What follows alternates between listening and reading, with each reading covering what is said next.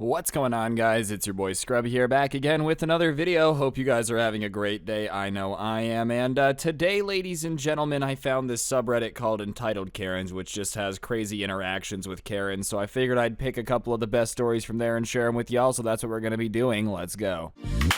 Nice rack and her ass Brazilian. Just turned 21, but my bank's a million. Alright, so like I said, this place is basically a subreddit where people post the worst of their Karen encounters, and you know, they're just about as entertaining as you would figure everyone's worst Karen encounter would be. Needless to say, anyone and everyone has had their fair share of horror stories while working in fast food. I used to work for Taco Bell, and it was my first official job. I worked for Taco Bell for only a short while, but needless to say, I have plenty of stories from working there. We once had a Karen come in who was very rude to one of our new employees. I wasn't like a manager or anything, but I had more experience than the poor cashier who was getting screamed at for no reason, so I decided to walk over and help. And I noticed that the new cashier was on the verge of tears, so I sent her to go off and do something else.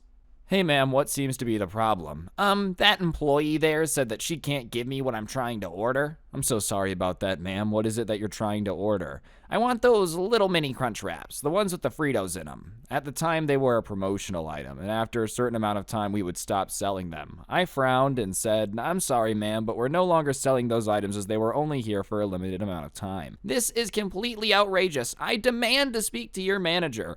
I sighed and went off to get my manager. Something to note is that he was a very take no BS type of person, and I explained to him what was going on and he comes out.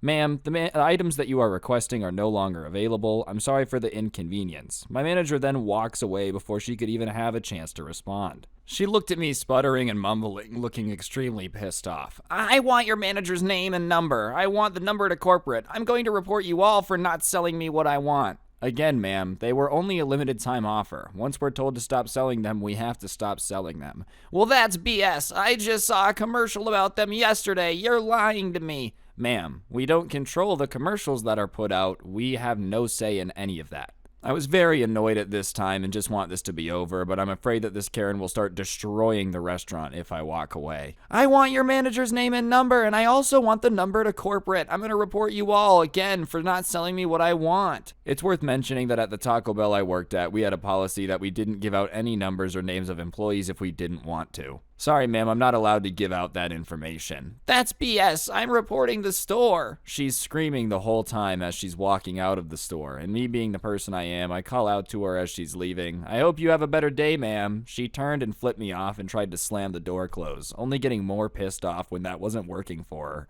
I also have to note that there were other customers in the store at the time, and when the Karen left, I walked around and apologized to everyone for her behavior, and most of the customers were understanding, some were laughing, and some apologized to me for having to deal with it, and others complimented me for being professional during the whole thing.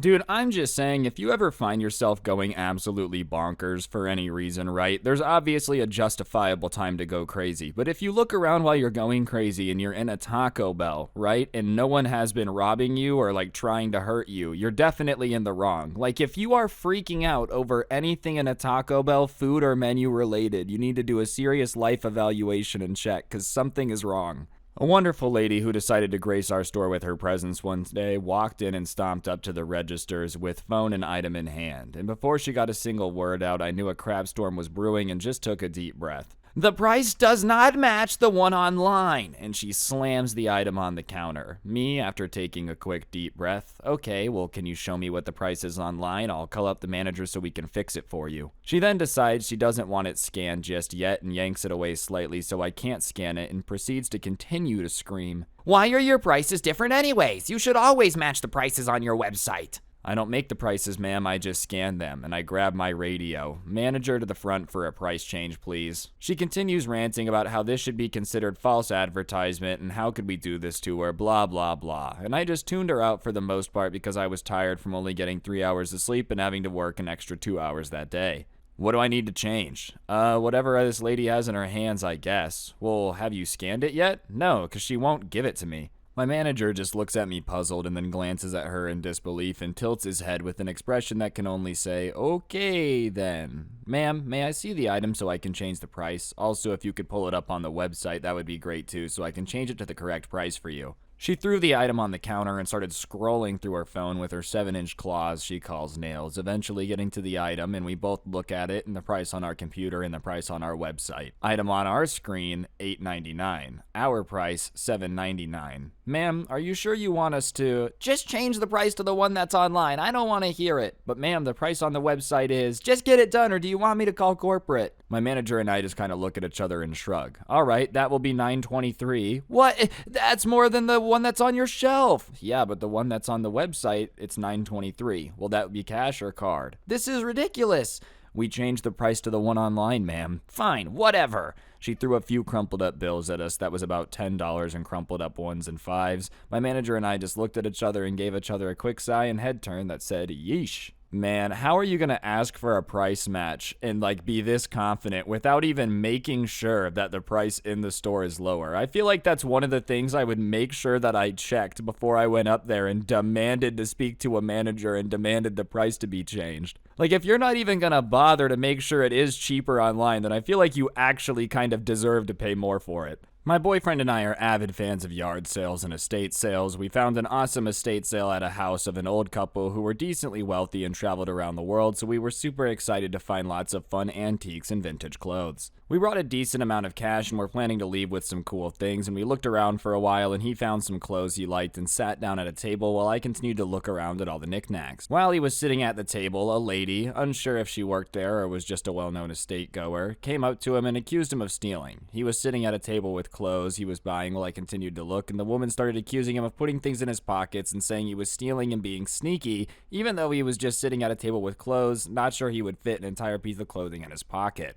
And then, after he went and checked out with over $100 worth of items, she continued to accuse him of stealing things behind his back when he was already outside buying stuff. I told her that he wasn't stealing anything and that he was already outside buying his clothes, and she just made some nasty face and rolled her eyes at me and ignored her while keeping around the house. It just makes it so much less exciting to spend $200 when you're being accused of stealing the entire time. Bro, why would you want to steal from an estate sale? I'm just saying, if there's anything that for sure comes with some cosmically bad karma for an extended period of time, it's the fact that you're stealing from a dead person's estate sale, right? Out of anything you could steal from, it's not that. Not to mention, if I was stealing, why would I then go spend 100 buckaroonies, alright? I work as a pharmacy tech, and privacy is of the utmost importance. I'm allowed to disclose minimal information for someone at most, only after they verified their identity. Anyways, it's my second day on the job and I'm still learning the ropes, and some Karen and husband come in to pick up meds and got annoyed because they weren't ready. They came in an hour later and they were pissy because I didn't memorize their ID info.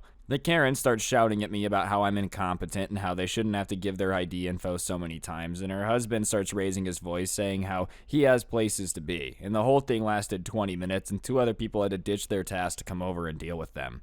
Dude, I don't know why anyone expects you to remember them when you work at a job like this. If you're a waiter or you work at a fast food place, if you work at a grocery store, you see so many people in the span of an hour. I could not remember most customers that I dealt with except for crazy ones. The idea that a pharmacy tech is going to memorize your license has to be one of the most entitled batty things I've ever heard. Anyways, guys, I think that's going to do it for the video. Hopefully you enjoyed. If you did, please be sure to press the like button. Let me know in the comments section down below what you thought. I'd really appreciate it. Of course, subscribe if you're new, all that good stuff. If you want to help me out, you can check out the intro song linked down below, along with a link to my podcast, The Scuffed Cast, or of course you could use code Scrubae at the G Fuel checkout, get a discount on G Fuel, and help me out. And last but certainly not least, I got 2 more things to plug. First things first, I did go ahead and put some of my story times up on Spotify, so if you want to check that out, I'd really appreciate it. And of course, we got the Christmas Karen sweater that's going to be available. This link's going to be at the top of the description, and if you want to have yourself the merriest Christmas, you got to get yourself the Christmas Karen sweater. It's only makes sense. Anyways, guys, on that note, don't get anyone pregnant. If you do, make sure they're hot, and hopefully I'll see you guys next time. I'm out. Peace.